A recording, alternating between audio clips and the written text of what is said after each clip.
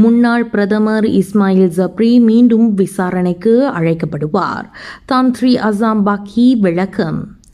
இஸ்மாயில் ஜப்ரி இந்த புதன்கிழமை மீண்டும் MACC விசாரணைக்கு உட்படுத்தப்படுவார் என்று மலேசிய ஊழல் MACC தலைமை ஆணையர் தன்ஸ்ரீ அசாம் பாக்கி கூறினார். 170 மில்லியன் ரிங்கேட் ரொக்கப்பணம், தங்க கட்டிகளை MACC அதிகாரிகள் பறிமுதல் செய்துள்ளனர். இந்த வழக்கில் முன்னாள் பிரதமர் டத்தோஸ்ரீ இஸ்மாயில் ஜப்ரி யாக்கோப் முக்கிய சந்தேக நபராக உள்ளார்.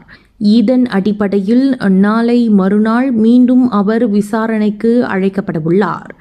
வாக்குமூலம் பதிவு செய்யும் செயல்முறை அவரின் உடல்நிலையை பொறுத்தது என்று அவர் கூறினார்.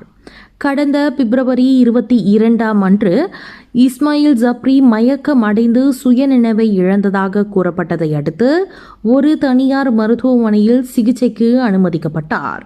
அவரது உடல்நிலை தற்போது சீராக உள்ள போதிலும் மருத்துவ கண்காணிப்பு இன்னும் தேவைப்படுகிறது என அவர் மேலும் தெரிவித்தார்.